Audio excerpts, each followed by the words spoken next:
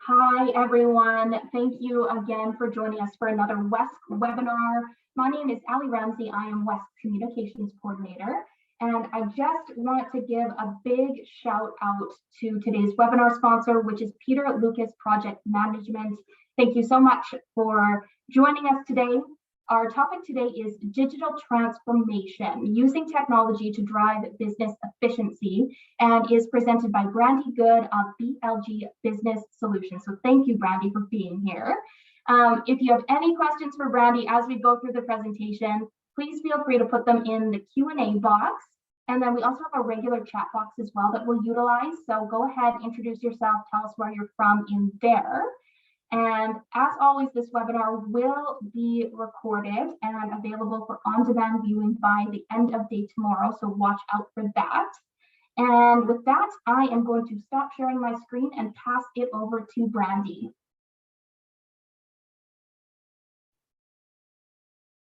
Hello, everyone. I saw some familiar names in the attendee list, so hello. So let me go ahead and share my screen so we can get started here. So we are going to be talking about all sorts of fun things today. Like was mentioned before, if you want to pop your questions in the chat or the Q&A as we go, I'm going to try to watch for them. And if they are relevant to exactly what we're talking about at the moment, I'll try to answer them. And then if it's something I can see we're already going to talk about later or slightly off topic, then we'll just answer those at the very end. So let's get started. So we're going to talk tech and processes and automation and stuff that I think is fun. And hopefully you can get at least a little bit of that sense of fun out of this as well. So here's what we're going to talk about today, what we're going to cover. We're going to talk about what digital transformation actually is and what it means for your business. We're going to do the pros and cons of both, and then what business areas can benefit, because there's different things for all areas of your business. Then the important thing is to figure out what of all of the stuff that we're talking about is actually right for you, right for your business right now. And then at the end, I'll just tell you how you can get some more support, and I've got some presents. So with that being said, just really quickly about me for anyone who doesn't know or who doesn't know what I've been doing lately, because some things have changed. So I'm kind of living a double life right now. So I own BLG Business Solutions. So I do systems, tech integration. And so what we do is we support businesses that need to spend less time on their tech, and they can do the things that are actually making money. And right now that focus is on online courses and memberships. That's the big demand. And then the other half of my life, I'm the operations and project manager at High On Software, which is a local tech startup. So I do something similar where I take the needs of our clients, or I take the needs of our team members, and either turn them into software solutions, or we figure out the best processes and tech that's needed to make everything run smoothly. So for me, it's all about the right tech and the right processes and making things efficient. So just a quick quote about digital transformation. So when digital transformation is done right, it's like a caterpillar turning into a butterfly. And George Westerman, he goes on, like there's more to this quote, but I stop it there because then I like to add my second half interpretation to that, which is, and if it's done wrong, you end up a bug on the bottom of someone's shoe, just squashed and in a really bad place, and things aren't working out. So the important thing is to make sure that you're doing it right. Not that it's done or not done, but that you've done it effectively in a way that's going to make sense for your business. Let me just double check to make sure there's no, I can see the chat. I cannot see the Q&A at the moment. So let's pop that open. Okay. So let's start with what digital transformation is.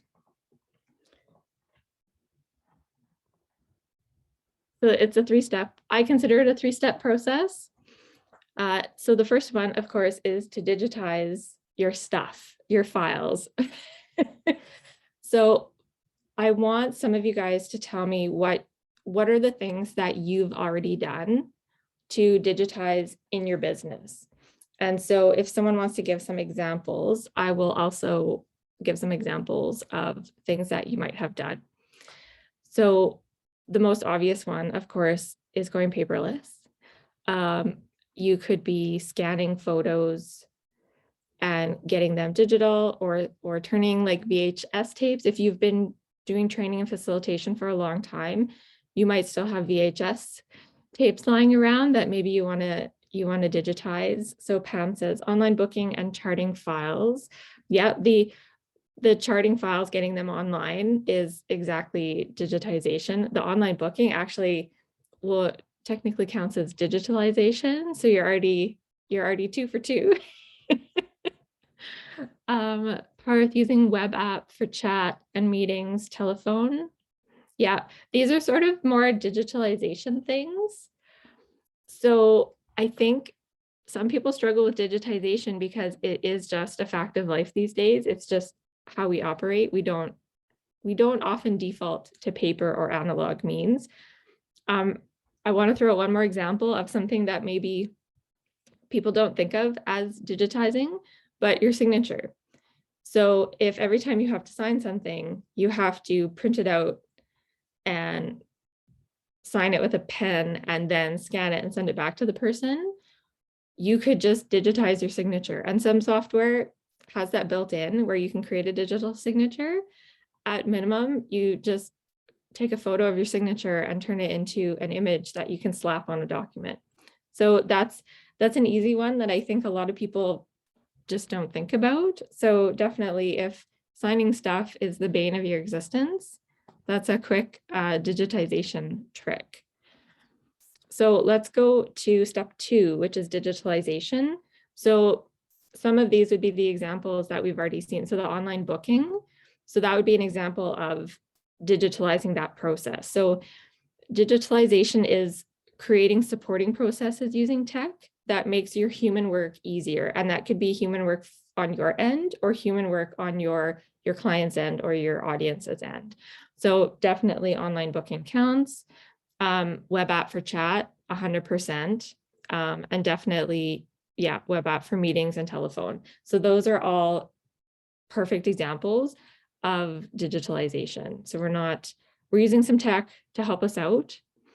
Pam's adding QuickBooks and Dext, yeah, for accounting and payroll stuff, 100%. Yeah. So the third step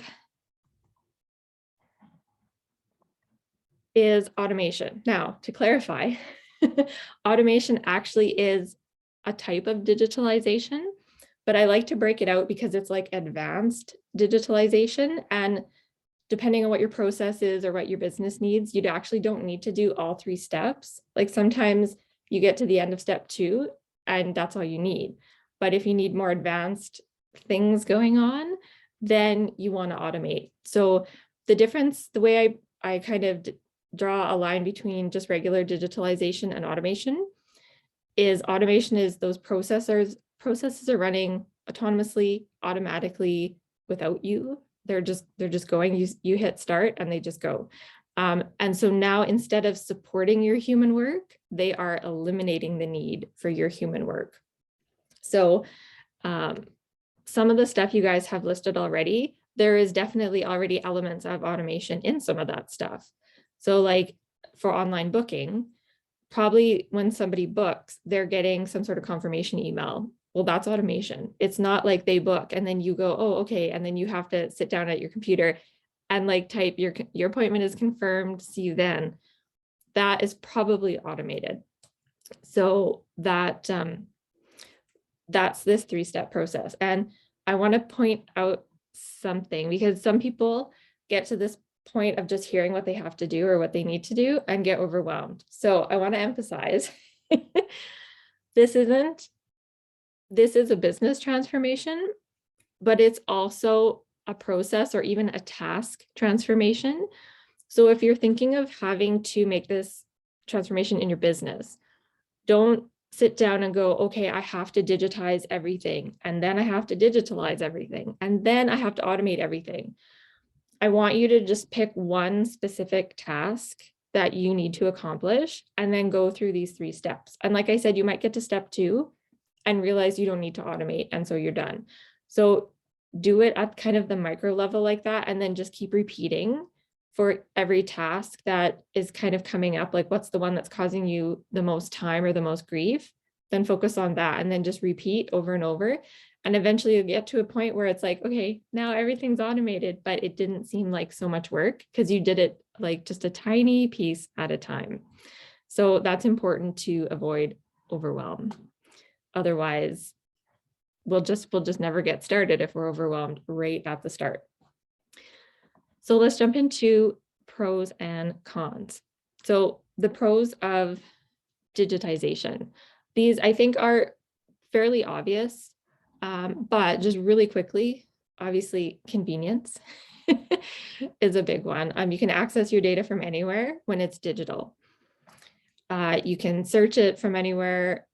Potentially, it doesn't even matter what device you're using. It's just there for you to access as long as you can log into whatever it is. It's also easier to share and collaborate, and you can always be working out of one document instead of having, the days where you emailed the document to someone and then they all had comments and edits on it. And when they came back to you, now suddenly you had 5 completely separate documents, and then you had to manually like merge all these changes. That we don't have to do that anymore because we can just send out the one document. Everyone can collaborate, share, edit, do whatever they need to do. You can also save lots of money because if you think about all of your files being digital, you're not paying for ink or paper or pens or printers. Because ink by itself, as we know, is crazy expensive. You're not having to buy file cabinets, folders, clips. You don't have to pay to have shredding unless that you do have files that you have to keep hard copies of, which some of us do. We can't get away from that. But at least it reduces some costs. You're not maybe paying for postage or faxing or things like that. So there's lots of cost savings involved in having digital files. The thing that I think a lot of people maybe don't think of is disaster planning. So if your files are already online, they're just automatically safe from, fire, water, physical theft, wear and tear. If your computer crashes, your data is still safe. Then you can work from anywhere, anytime, and you can work with anyone in the world. And then these days, sometimes being digital is actually your clients or your users' preference. Just a really quick example, the first bookkeeper I hired in my business, when I said, okay, how do I get my info to you? She said, well, you put it, in an envelope or a shoebox, and then you bring it to my house once a month. And then I'll go through everything. And then I'll either store it for you or you can come pick it up. And I was like, no, there's no way that's happening. I'm like, all of my stuff is already in digital format. So I can email it to you. Or in my head, I didn't say it, or I'm going to find another bookkeeper. So you might start having clients that are just like, we need to work digital. So that's the pros. Let's talk about the cons.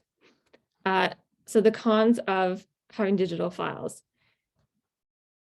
If you're not already in the habit, it can be difficult to maintain. You have to make digitizing your files a habit, because if you are in a place where you have half like physical copies of things and half digital copies of things, that's almost worse than just having all paper. Because unless you're super organized, that'll get really confusing really fast. So make it a habit. If you have team members who need to kind of participate in maintaining this, then that can get even more complicated to maintain. So make sure you have like everyone is on the same page about what you have to do with files. If it comes in by email, you save it here. If it comes in the physical mail, quickly scan it and then save it to where it needs to go. Make sure everyone's on board with that. I would say the one exception to maybe having everything digital versus half and half is if you're looking at digitizing right now and you have a crazy amount of analog or paper material that you have to digitize, then just take a second and think about how much impact to your business is it if you just said, okay, from this date forward, we're paperless. Anything before this date is paper, and just kind of put a cutoff date on it. Because if you have to go back and digitize everything, either it's a lot of time for you or you're going to have to pay someone to do that for you. So depending on what you need, you might be able to get away with just saying, okay, as of today, we're paperless. Then the other thing, so I talked about the pros, you might have clients that want to be digital. On the flip side, you might have clients that are not comfortable with digital. And we're going to see this all throughout. So you do have to consider your client's needs. And again, it could just be, okay, you just grandfather people in. So anyone new signing up or becoming a client, they're doing things digitally. And the people who you still had around, if they don't want to switch, fine, they can stay the way they were. It's more work, of course, for us as business owners to manage on the back end. But if you have to do that, that's how it's going to be. Then a couple of risks: losing access to your data. So this could be your internet connection is not great. And so you can't get at your info. So it's important. Good internet is important these days. And so it's something to think about if you're traveling or you're going to be in a certain place for a long time where you're not sure about your internet connection. And then it could be the services that you're using go down, like they crash or something. The risk of that is actually pretty minor these days, because those services, like their whole business model relies on their uptime being like 99.999%. So if they're going down a lot, they're going to go out of business, and chances are you're probably not going to use them anyway. And of course, the one that I get a lot of hair pulling about is hacking. So people get really worried about being hacked with all their files online. This is our reality now. And so really, it's just up to all of us as people in this online world to just be smart about our passwords and not sharing information with people we don't trust, not signing into our bank in an open public Wi-Fi setting, using two-factor authentication, being smart about your passwords. Don't use your kids' names, your pets' names, the street you grew up on, your mother's maiden name, et cetera, et cetera. So just be smart with that stuff. Okay, so any questions about pros and cons of digitization? Because next up is digitalization, which is a little bit hard to say. Okay, perfect. So let's go on to the pros of digitalization. So the main one is productivity. So things can just go faster, smoother, if they're set up properly. And it's helping to support that human work. So you can do it faster because the computer can do the parts faster than you can. Even if you have to get in there here and there, it's still faster. Then, of course, if you're doing things online, it means you're not limited to working with people in your local area.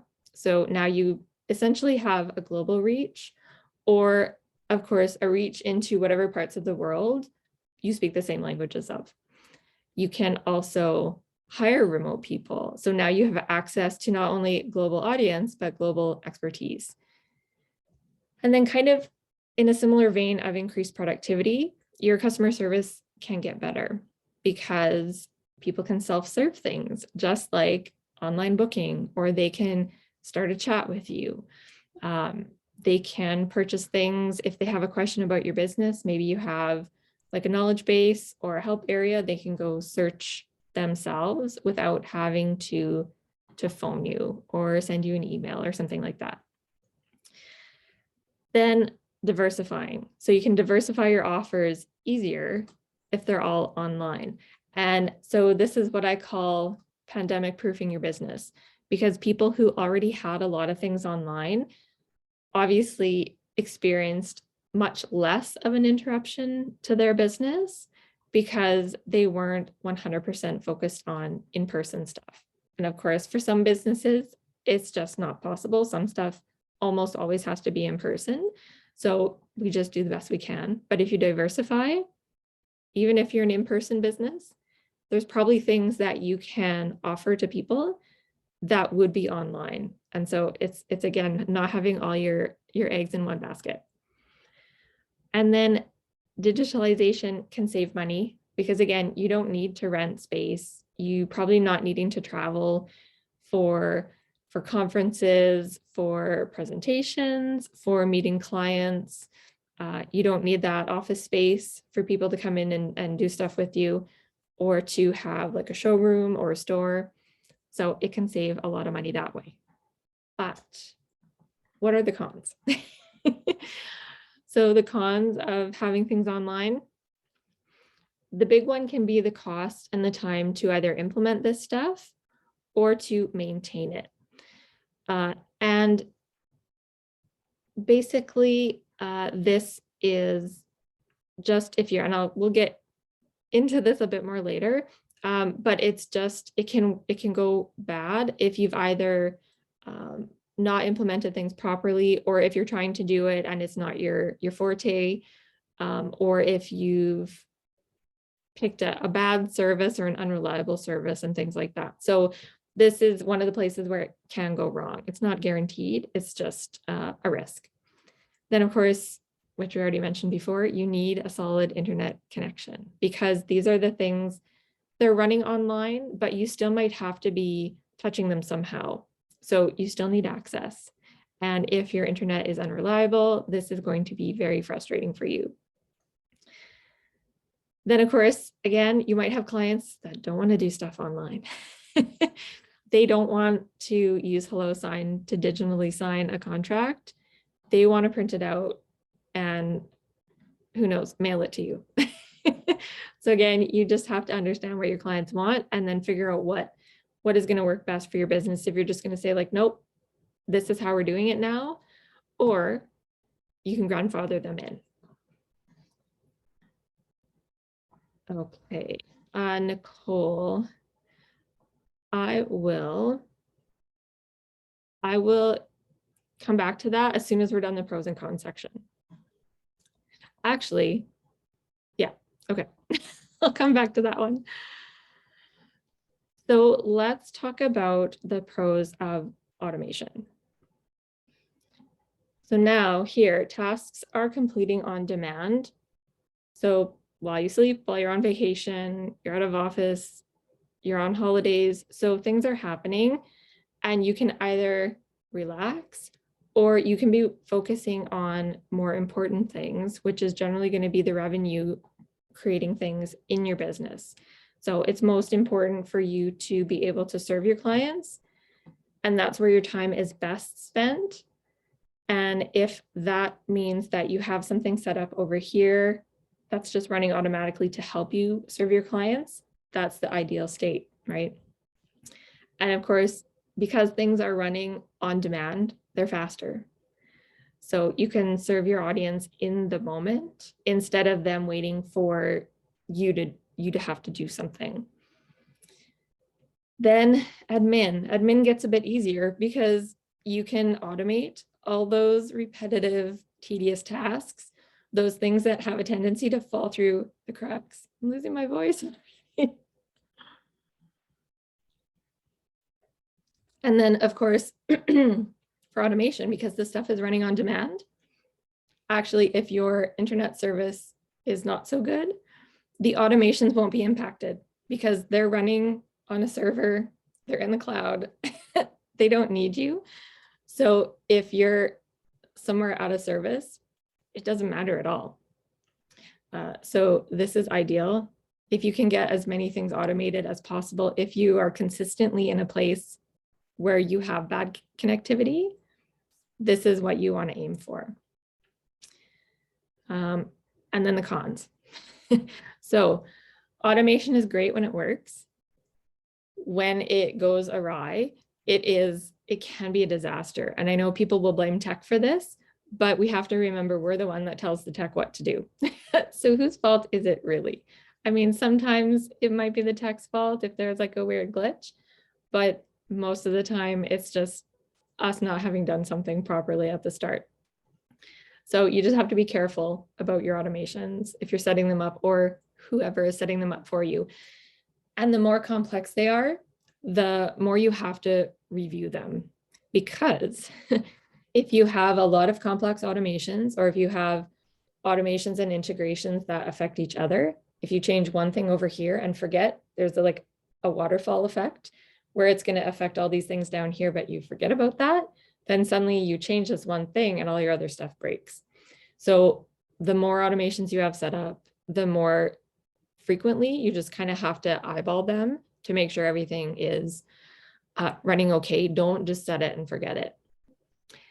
And of course, if those things are breaking, now your customer service is going down.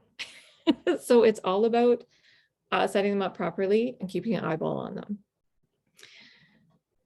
So let's go back to, so Nicole, what techniques do you use to assess the pros and cons in a tangible way?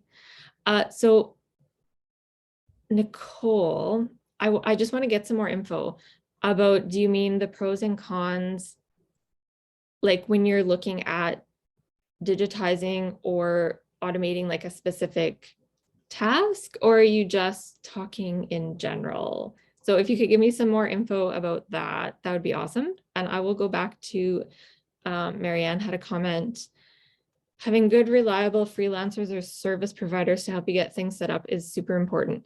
Yeah, and that's one of the things we'll talk about a bit more, because you can DIY it or you can pay someone else to do it. And it's important for you to know when which situation is right for you. Okay, so we'll wait for Nicole to give some more info, but in the meantime, I will keep going. So let's talk about specific ways in which all of this stuff can benefit your biz, because sometimes all of this stuff, it's like, oh yeah, that makes sense and that's good to know. But then if you walk away and go, okay, but how do I actually apply that to something in my business? And it's like, oh, well, that was good theoretical info, but I need some practical tips. So let's talk about that a little bit now. And I want you guys to contribute a bit too. So there, I've got some examples on the screen.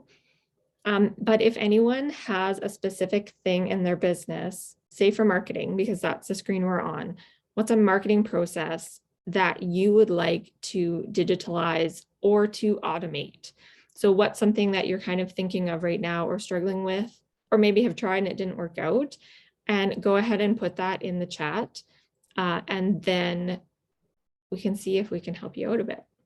But just some examples for marketing.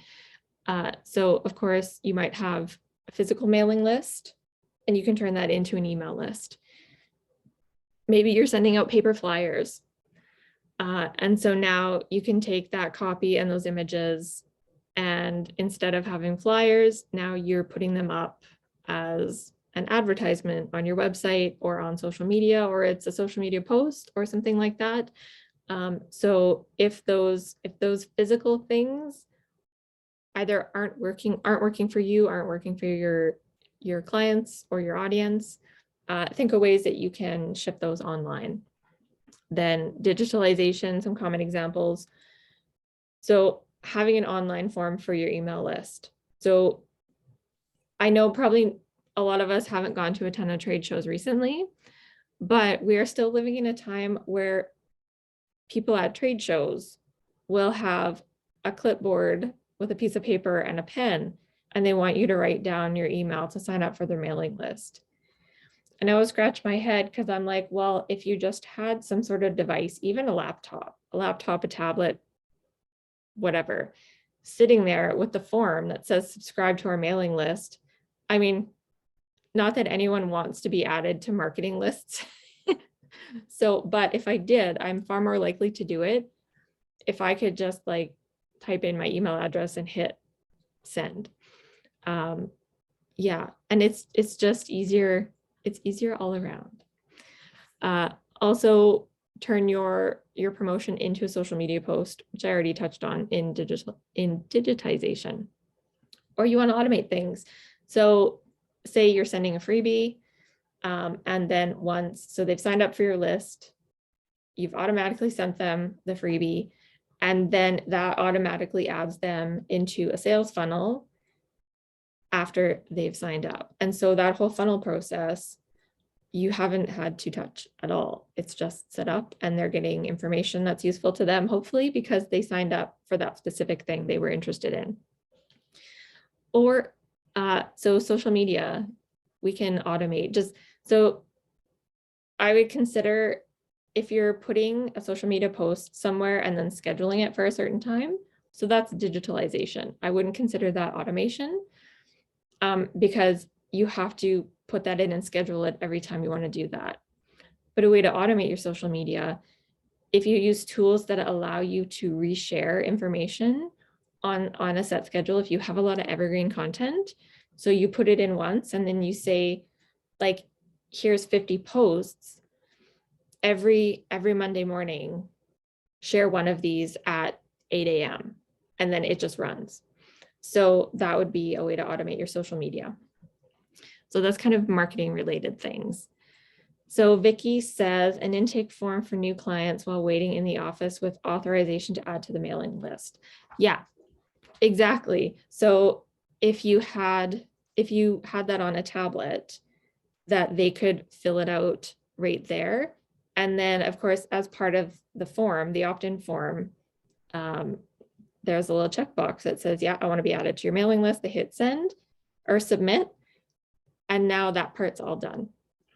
So, and if you already have client information online, that form, as if it's connected to your database, if it's all part of the one thing, that information is going right in there.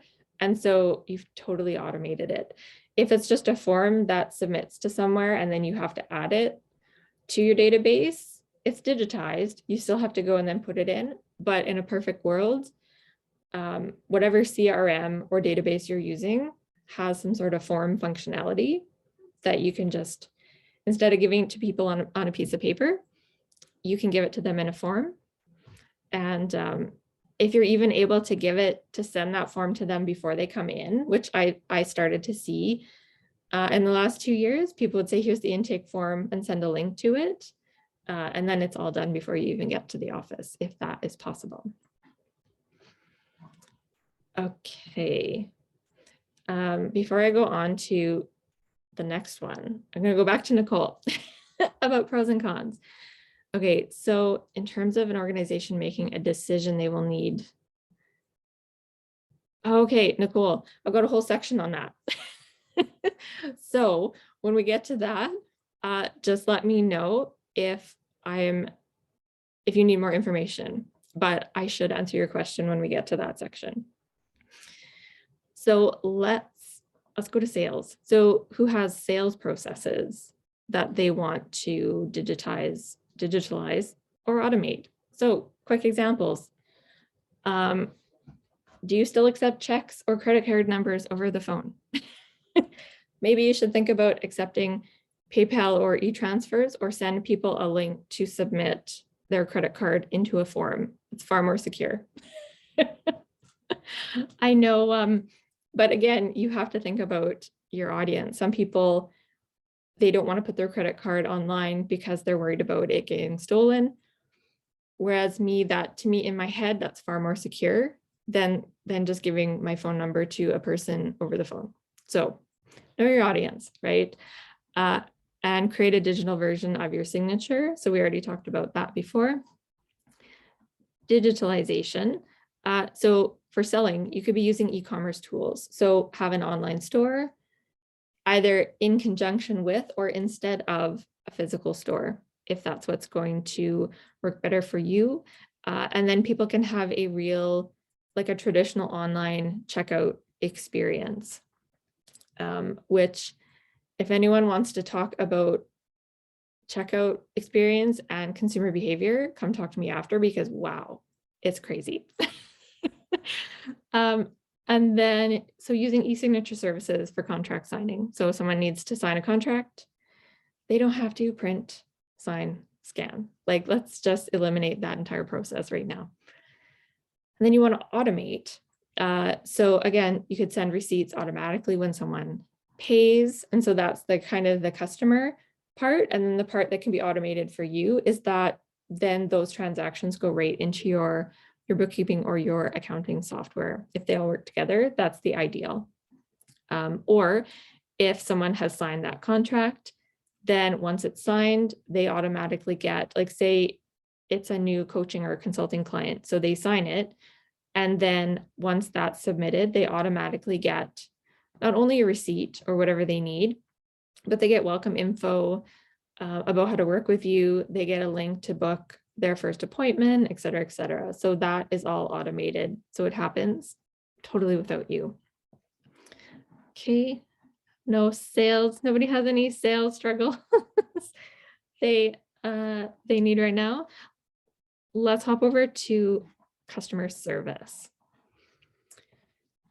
So digitizing. If you have a paper calendar, I think most of us these days probably don't, but I know you're out there. So use an online calendar to track your appointments instead.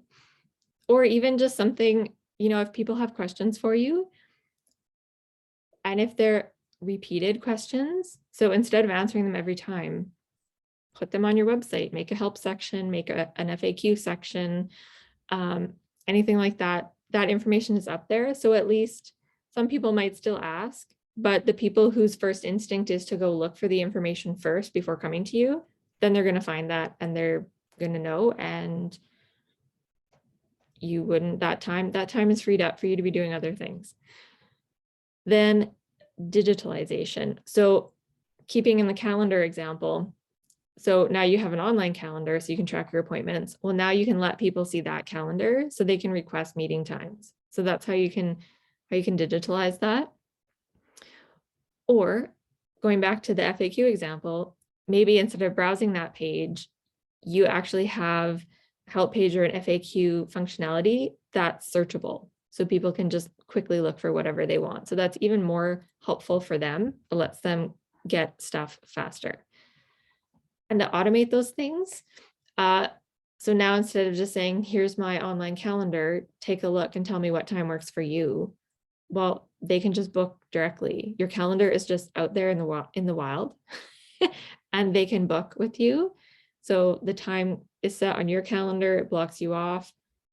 They get a calendar invite, reminders are going out to everyone. So you reduce no-shows.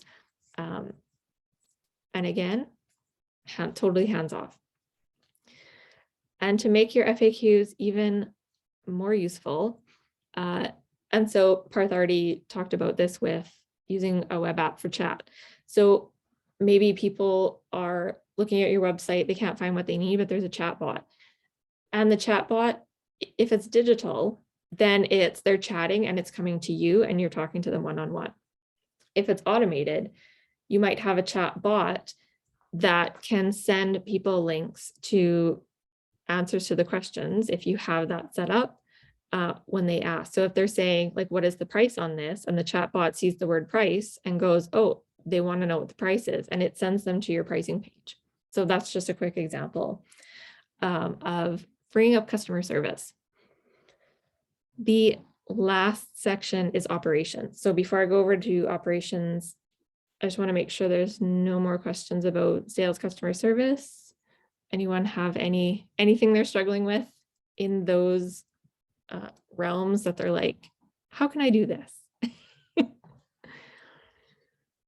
Okay, let's jump to operations. This is my jam. So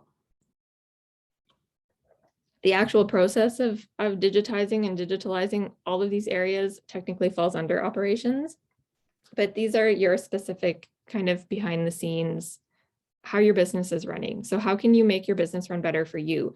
A lot of the other areas, yes, they're helping your business run more efficiently, but they're mainly focused on getting information faster or more efficiently to your clients or your audience, or allowing them to get information to you faster, more efficiently. Operations is really about you as the business owner.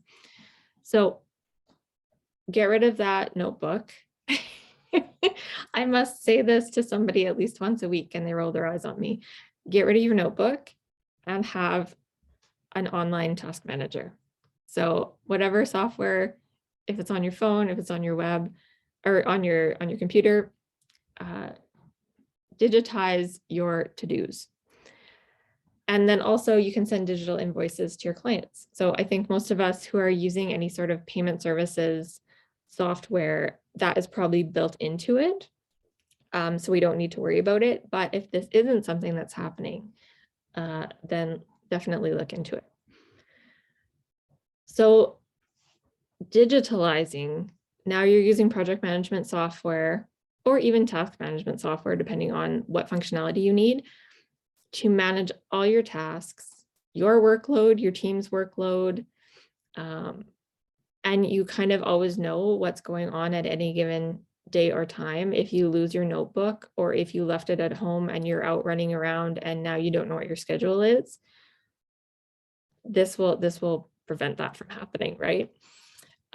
Or for receipts and clients, make sure you're using online bookkeeping services. And so you can send them invoices and you can record payments. And like I said, they get those automatic digital receipts. And then automating these things. So do you have reminders set up for tasks before they are due, or if they are overdue, or can you send reminders or like poke other people on your team about overdue tasks? So these are ways where even though the human work is you're doing the thing, but the automation is that the software is like keeping you accountable because it's telling you you have this thing on this date. You told me you wanted to have this task done by this date. Hey, this task is due in 3 days. Are you done yet? Hey, this task was due yesterday. How come you're not done? So it's really that accountability piece that you can automate and kind of keep you on task. And you can do the same kind of reminders in your bookkeeping or accounting software for your clients when it comes to payments and invoices. So you can set up automatic reminders even before the invoice is due if they're on like a retainer and have recurring payments and they're always the same amount. You can send them reminders ahead of time and reminders after if they don't pay. Okay, so Jewel, I find finding the correct software is a challenge. Yes, which you must be slightly psychic because guess what? The very next slide is how to know what's right for you. Thank you. Good timing. So this is the challenge. So before I jump into any of it, what I want to tell you guys is that you're going to be getting information from a lot of people saying, oh, I use this software, it's the best. I use this, it's the best. Keep in mind that, and like I promote software as an affiliate as well when I really like it, but I like to think that I'm like a moral person with integrity and I really only promote the things that I actually do like. And that I have at least used for a while, whether in the past or currently. But you're going to get a lot of people out there that are saying like, oh, the software is the best and here's why. And it's only because that software or service or tool has a really high paying affiliate program and they're just interested in making money. They're not interested in actually helping you find the right tool. So grain of salt. I can say, I recommend this and this and this. And in fact, at the very end of that, that's exactly what I'm going to do. But it's important that you know how to kind of discern what is the right tools for you and how do you figure that out. So let's do that. So tip number 1, some of these might be familiar because I talk about this particular process quite a bit. So resist the Google rabbit hole.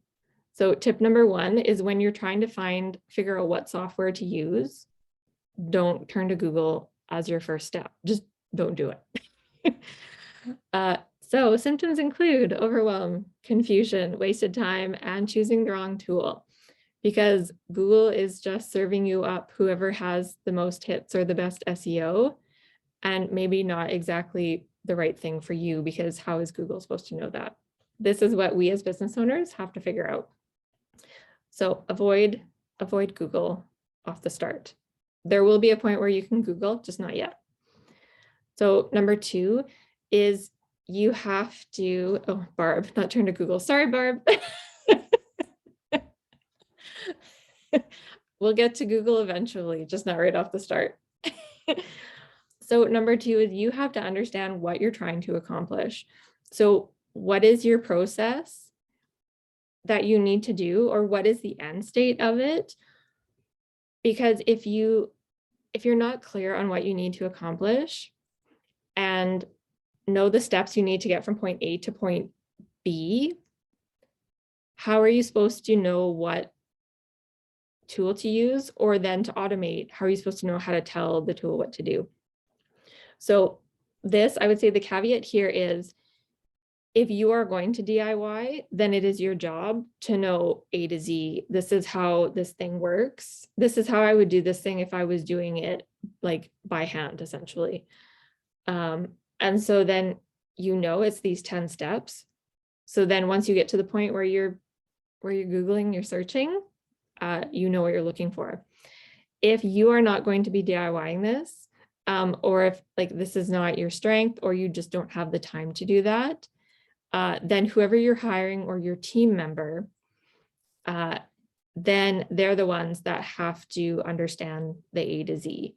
And if you know A to B, or maybe let's be fair, if you know A to N and they only know M to Z, you have to get together and you have to make sure that they can see the whole picture.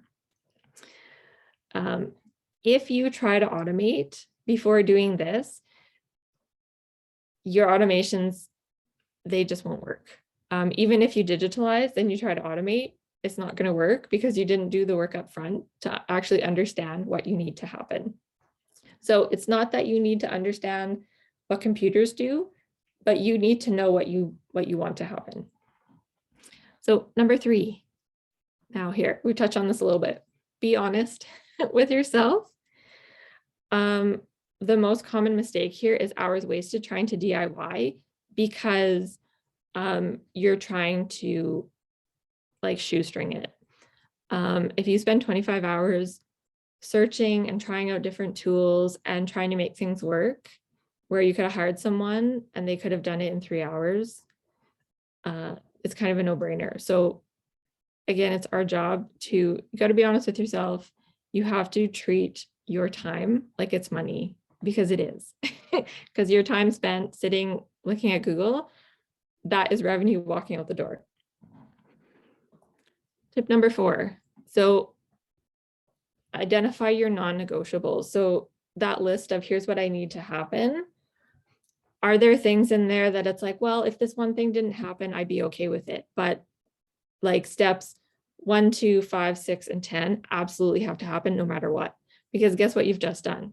You've shortlisted the features that you need when you start Googling. So this is where you can start Googling. If you've hired someone to do it, now this is where you give them that list and you say, here's my non-negotiables. Here's the other things that would be nice to have. And then they can go evaluate the software, or they can set it up for you. So just make sure that you're not Googling until you get to step number 4 here. And then number 5, second to last. So what can you spend? Your budget.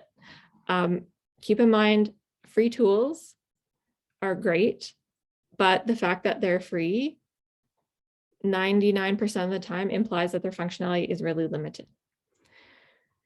So if you need to accomplish a lot, that means you're going to need a lot of free tools and you're going to have to connect them somehow.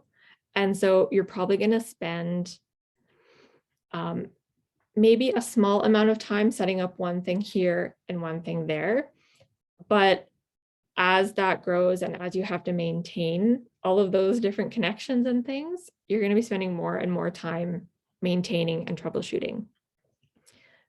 Now, if you're going to use a paid tool, now because you're paying for it, that just implies there's more functionality, so you probably don't need as many free tools because maybe you can find all-in-one solutions, or it has more powerful like automations. So again, that upfront time, effort investment might be higher to get things set up, but then you might not have to spend so much time maintaining because they're sort of, like I said, all in one. You're not having to watch if things are breaking. So less time spent going forward.